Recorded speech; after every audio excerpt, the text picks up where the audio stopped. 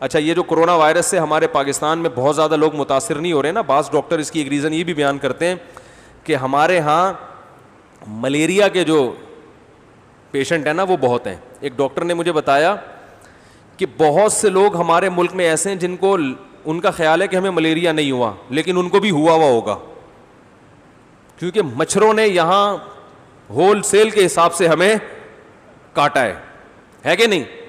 کون پاکستانی ایسا ہوگا جس کو 10-20 کروڑ مچھر زندگی میں نہ کاٹ چکے ہوں ہیں.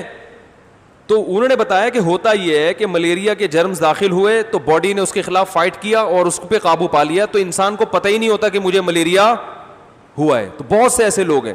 تو انہوں نے کہا یہ تحقیق تو نہیں ہے لیکن ایک تھیوری ہے کہ جن لوگوں پہ ملیریا کا اٹیک ہوا ہے نا ان پہ کورونا کا اٹیک کم اثر کر رہا ہے. یہ ریسرچ نہیں ہے, یہ ڈاکٹروں کی تھیوریز ہوتی ہیں کہ اندازے ہوتے ہیں کہ جن علاقوں میں ملیریا زیادہ پھیلا تھا انہوں نے دیکھا وہاں کورونا کے آثار ذرا کم ہے.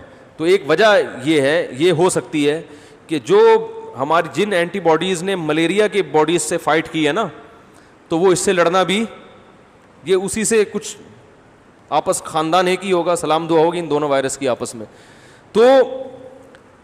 تو بہت سی بیماریاں اٹیک کر رہی ہوتی ہیں, ہمیں پتہ ہوتا ہی نہیں ہے اور ہماری باڈی اس پہ کور. میں نے ایک دفعہ وہ بلڈ دینے کے لیے گیا انڈس ہاسپٹل, وہ لوگ ساری بلڈ کی رپورٹس دیتے ہیں. میں نے خون دیا تو انہوں نے رپورٹ دی, انہوں نے کہا آپ زندگی میں کسی کو خون نہیں دینا.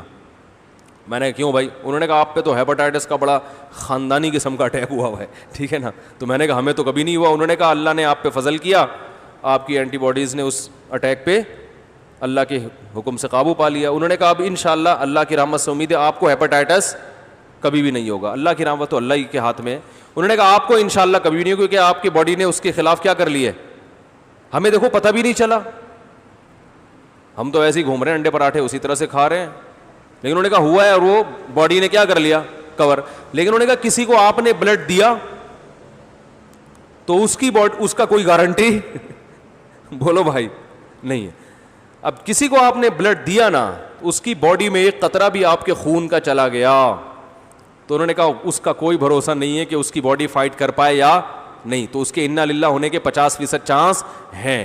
تو آپ نے بلڈ نہیں دینا. اب آپ گھبرائیں نہیں. ان ڈاکٹر نے مجھے قسمیں اٹھا کے کہا کہ یہ بلڈ کے علاوہ کسی اور چیز سے نہیں لگتا, گلے ملنے سے نہیں لگتا, جھوٹا پینے سے نہیں لگتا, ٹھیک, صرف یہ لگتا کس سے ہے جب بلڈ کسی کے بلڈ میں جائے گا تو اس سے لگتا ہے. اس کے علاوہ نہ چھینکنے سے, نہ تھوکنے سے, نہ گلے ملنے سے, کسی بھی اس طرح کی ایکٹیویٹیز سے یہ وائرس جو ہیپاٹائٹس کا یہ نہیں پھیلتا. اس لیے آپ گھبرائیں نہیں. کورونا کی وجہ سے تھوڑا فاصلہ رکھیں, آپ کسی کو بھی ہو سکتا ہے لیکن گھبرائیں نہیں. آپ کو پتہ چلا اگلے ہفتے بیان سننا ہی چھوڑ دیا آپ لوگوں نے. لیکن میرے لیے ایک ٹینشن اس خبر کے بعد یہ ہو گئی ہے کہ میں انڈس ہاسپٹل کی طرف سے لوگوں کو خون دینے کی ترغیب دے کے خود پتلی گلی سے نکل جاتا ہوں. اب انہوں نے کئی میرے بیانات رکھوائے خون دینے کی اسلام میں اہمیت, میں بڑا زبردست شاندار بیان کرتا ہوں بھائی بلڈ دینے سے, یہ بلڈ دینے سے زندگی کسی کی بچاؤ, ایک انسان کی زندگی بچائی جیسے ہزاروں کی زندگی بچا لی. لوگ کہتے ہیں آج تو مفتی صاحب 25-30 بوتلیں تو خود دیں گے, اتنے زبردست فضائل. اور جیسی بیان کیا سائڈ سے نکل. اب مجھے شرم آ رہی ہوتی ہے, لوگ کیا بولیں گے یار. پہلی دفعہ جب میں نے خون دیا نا, پہلی سے مراد یہ کہ جب یہ بیان کر کے پہلی دفعہ تو میں نے لوگوں کو ترغیب دی, پھر میں نے اپنا بلڈ بھی دیا. تو میں نے جو بلڈ دے دیا تو اس کے بعد انہوں نے جب وہ سب کا ٹیسٹ کرتے انہوں نے کہا بھائی آپ بلڈ نہیں دیجیے گا آئندہ, آپ کو نہیں ہوگا لیکن کسی اور کو ہو سکتا ہے.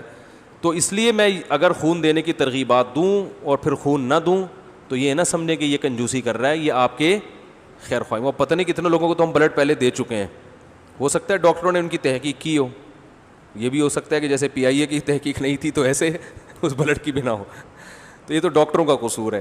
تو یہ ہے اللہ کی قدرت, اللہ کی طاقت. ایک نظام بنایا ہے بھائی اس نے, ایک سسٹم بنایا ہے اور اس سسٹم کے تحت چل رہے ہیں. یہ خود بخود نہیں ہو سکتا. تو سورہ ملک میں اللہ نے فرمایا, کیا پیارے الفاظ ہیں, فرجع, دوبارہ نظر اٹھا. ایک دفعہ تجھے سمجھ میں نہیں آ رہا نا, دوبارہ ریسرچ کر, تحقیق کر.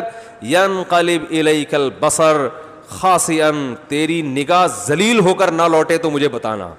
وہو حسیر, اور تھک چکی ہوگی. تھک کا مطلب تو اتنا سروے کرے گا کوئی ایک چیز تو ملے جس میں فالٹ ہو, جس کے سسٹم میں فالٹ ہو, جس کے نظام میں خرابی ہو. اللہ فرماتے ہیں تھک ہار کے بیٹھ جائے گا. بعض دفعہ تجھے لگے گا فالٹ ہے, لیکن جب جو زیادہ تحقیق میں جائے گا نا تو پتہ چلے گا اس میں بھی فالٹ بولو بھائی نہیں ہے. اللہ تعالیٰ ہمارے ایمان کو مضبوط فرمائے. اور یہ جو رمضان ہمارا گزرا ہے یہ بس 29ویں 30ویں پارے کا بھی ایک ہی بات سمجھ میں آ جائے نا تو بس پورا قرآن سمجھ میں آ گیا. بھائی اللہ ہے اور اکیلا ہے اور اس نے کسی مقصد کے لیے ہمیں پیدا کیا ہے اور وہ مقصد ہے اس کی عبادت کرنا.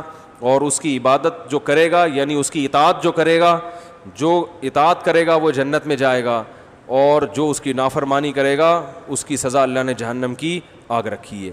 یہی پورے قرآن کا خلاصہ ہے.